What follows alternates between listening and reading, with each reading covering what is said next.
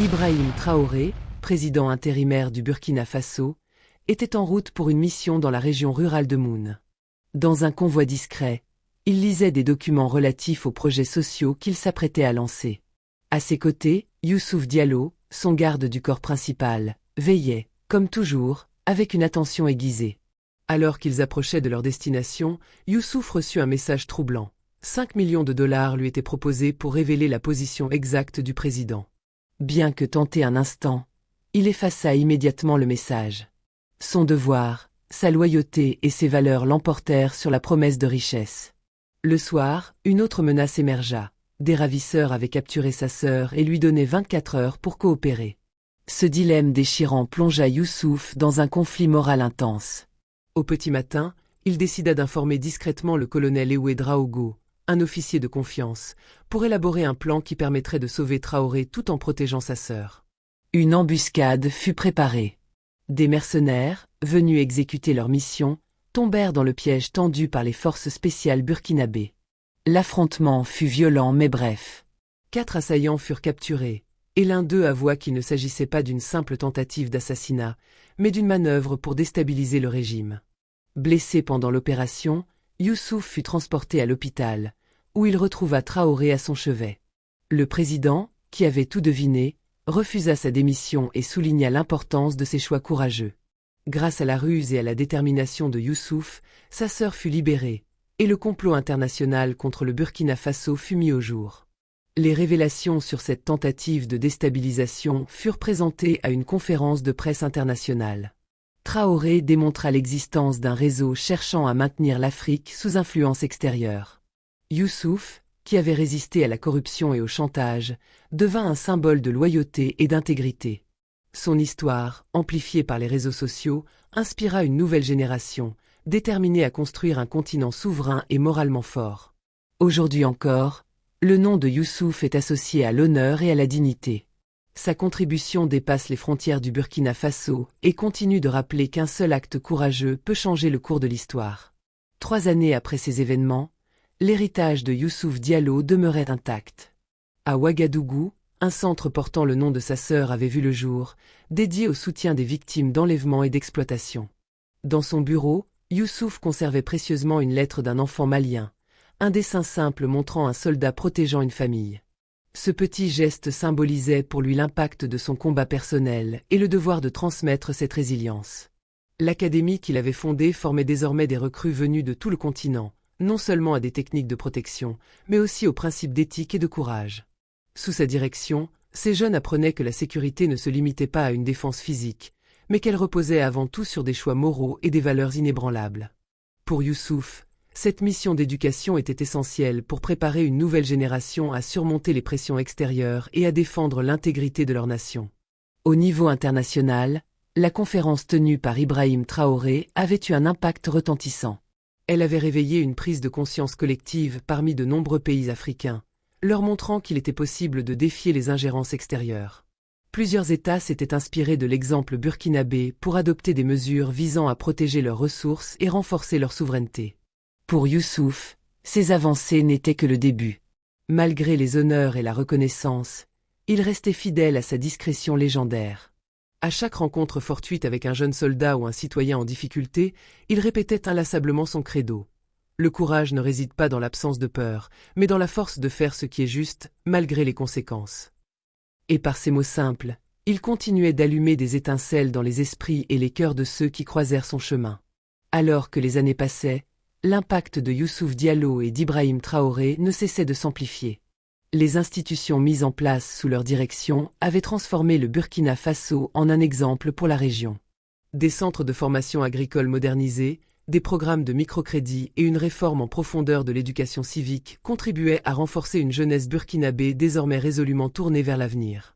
Dans ce contexte de renouveau, Youssouf restait une figure essentielle, bien qu'il ait volontairement choisi de s'éloigner des projecteurs. Parfois, il arpentait les villages reculés, partageant ses expériences avec de jeunes officiers et civils, leur enseignant à gérer les dilemmes moraux que la vie leur présenterait. À chaque discussion, il leur rappelait l'importance de la loyauté envers les idéaux, non envers les privilèges. Un jour, lors d'un déplacement dans le nord du pays, Youssouf rencontra une adolescente qui portait un livre à son nom, écrit par un enseignant local inspiré de son parcours. Le livre, intitulé Le gardien de l'intégrité, retraçait son histoire et celle de sa sœur, montrant comment le choix de rester fidèle à ses valeurs avait non seulement sauvé des vies, mais aussi transformé une nation.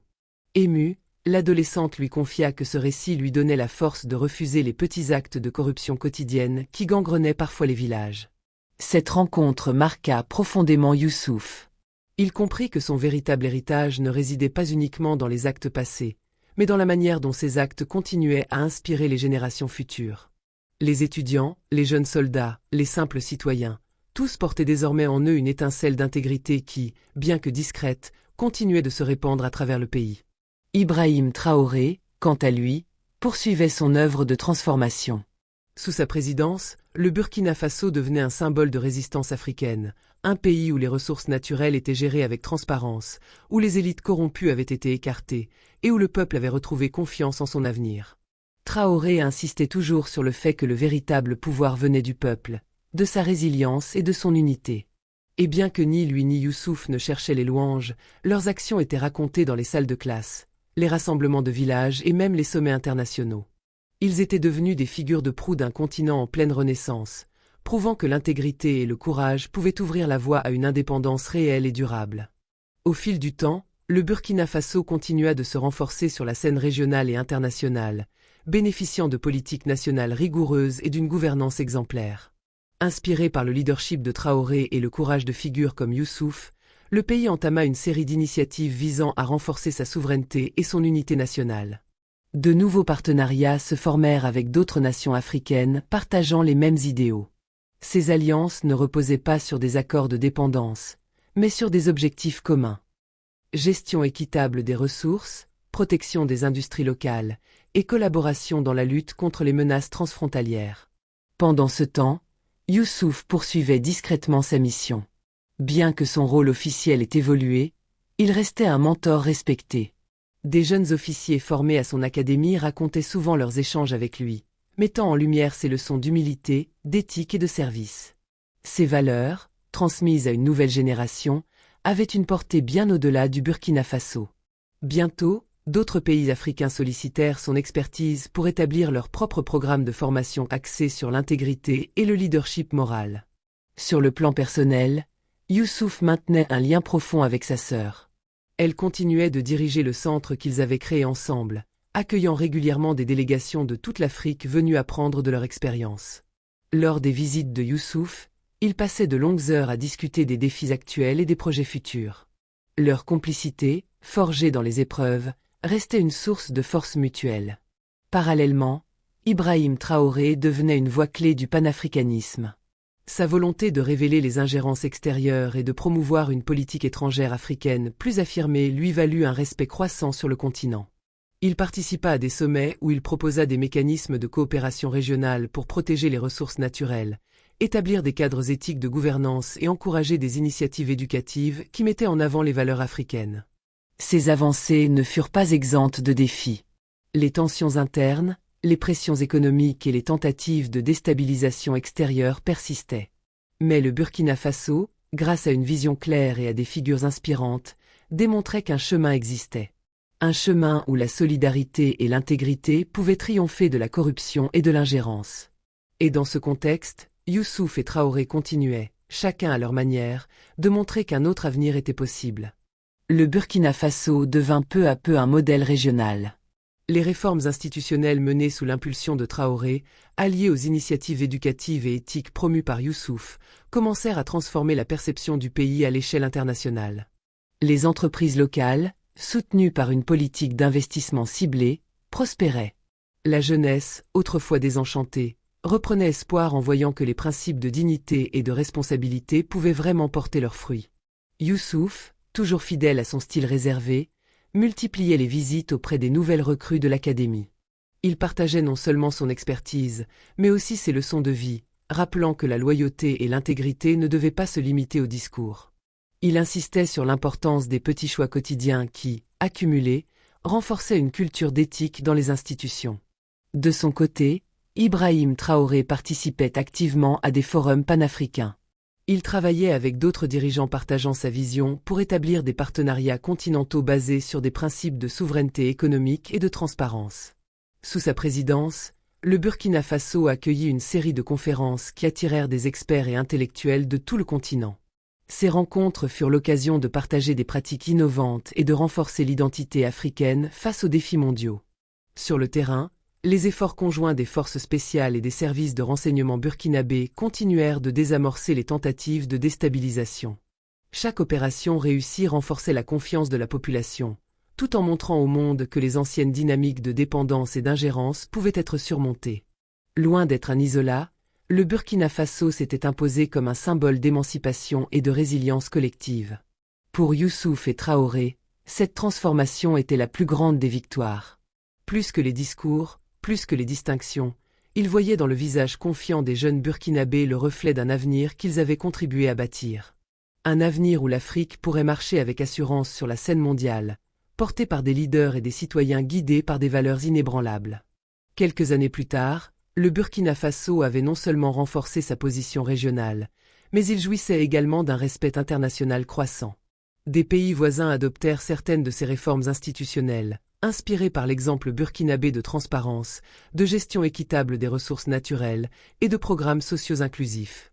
À l'échelle continentale, l'Union africaine, sous l'impulsion de leaders visionnaires comme Ibrahim Traoré, lança une série d'initiatives concertées pour s'opposer aux ingérences étrangères et encourager une coopération économique intra-africaine renforcée. Youssouf Diallo, lui, continua de former et de conseiller la prochaine génération de leaders. Des jeunes officiers et civils venus de tout le continent participèrent à des stages intensifs dans l'académie qu'il avait aidé à établir. À chaque session, il rappelait aux participants que la véritable force ne résidait pas dans les armes ou les titres, mais dans la capacité à rester fidèle à ses principes, même sous pression. Il enseignait que le courage moral, souvent discret et silencieux, était la clé de toute transformation durable. Malgré son rôle crucial, Youssouf restait humble, préférant l'action à la reconnaissance. Il déclinait systématiquement les propositions de distinction officielle, estimant que son devoir n'était pas d'être célébré, mais de transmettre un état d'esprit. Dans ses rares discours publics, il partageait des anecdotes tirées de ses propres expériences, montrant comment même les choix les plus difficiles pouvaient être orientés par des valeurs d'intégrité et de loyauté.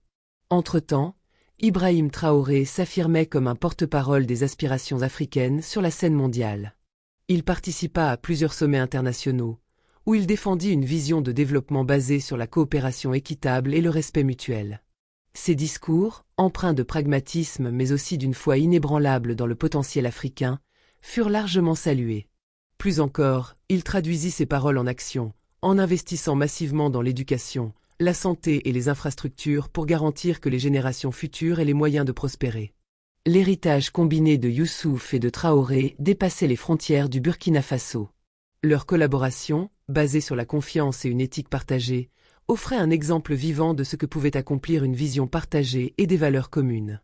Et dans les villages, les écoles, les académies militaires et les institutions publiques, leur histoire était racontée comme une source d'inspiration. C'était le rappel que, même face à des défis immenses, des individus déterminés pouvaient faire pencher la balance en faveur de la justice, de la dignité et du progrès.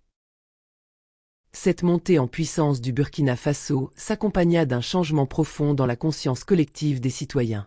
Inspirés par des dirigeants intègres et des figures exemplaires comme Youssouf Diallo, les Burkinabés eux-mêmes commencèrent à prendre en main leur avenir de manière plus proactive. Partout dans le pays, des initiatives locales émergèrent, coopératives agricoles, associations de jeunes entrepreneurs, projets communautaires pour améliorer les infrastructures. Ces efforts, souvent modestes au départ, contribuèrent peu à peu à transformer le paysage économique et social du Burkina Faso. Youssouf, bien qu'ayant repris une vie relativement discrète, demeurait un mentor recherché. À chaque visite dans un village ou un camp d'entraînement, il voyait des jeunes qui avaient grandi en entendant son histoire, qui lisaient les livres et regardaient les documentaires relatant sa lutte pour maintenir son intégrité. Ces jeunes posaient des questions incisives, débattaient des dilemmes moraux auxquels ils pourraient être confrontés, et cherchaient des conseils pour rester fermes face aux tentations de corruption ou aux pressions externes. Par ailleurs, Traoré poursuivait sa vision panafricaine, en encourageant non seulement la coopération régionale, mais aussi en plaidant pour une refonte des institutions internationales. Lors de sommets mondiaux, Il insistait sur la nécessité de traiter les nations africaines en partenaires égaux, non en bénéficiaires d'aides conditionnées. Il devint une voix influente, capable d'articuler des idées ambitieuses tout en bâtissant des alliances stratégiques pour renforcer la souveraineté africaine. Un tournant marquant survint lorsqu'une coalition de pays ouest-africains, inspirée par les succès du Burkina Faso, décida de lancer une initiative conjointe, la Zone d'intégrité et de résilience, ZIR. Ce projet, unique en son genre, visait à créer un espace économique où la transparence, la responsabilité sociale et le développement durable seraient au cœur des politiques publiques. Youssouf fut invité à apporter son expertise pour la mise en place de programmes de formation en éthique et en gouvernance. Bien qu'il hésitât à prendre un rôle officiel, il accepta finalement, convaincu que cette initiative pourrait aider d'autres pays à suivre le chemin qu'avait emprunté le Burkina Faso. Les années passant, l'héritage de Youssouf et de Traoré devint de plus en plus visible. Les citoyens burkinabés prirent l'habitude de célébrer non seulement leurs ressources naturelles, mais aussi leurs ressources humaines.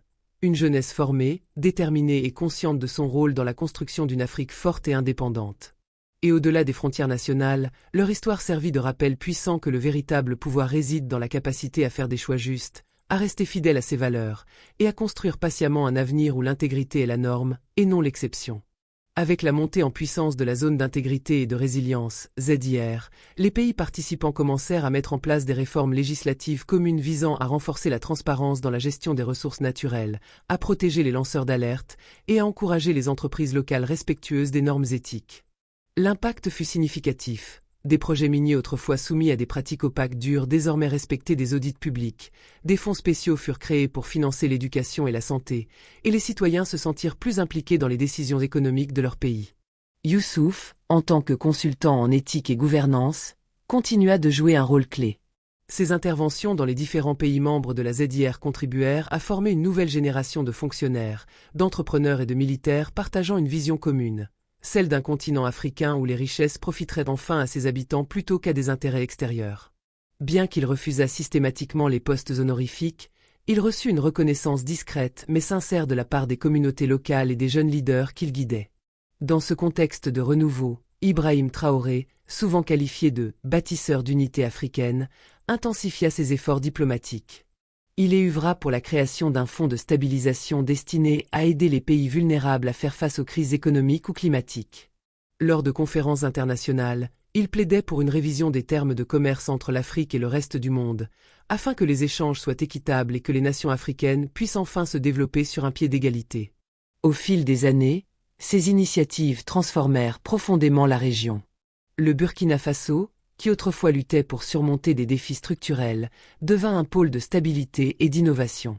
D'autres nations s'en inspirèrent, et une nouvelle vague de dirigeants africains émergea, prenant exemple sur l'éthique de Youssouf et la vision de Traoré.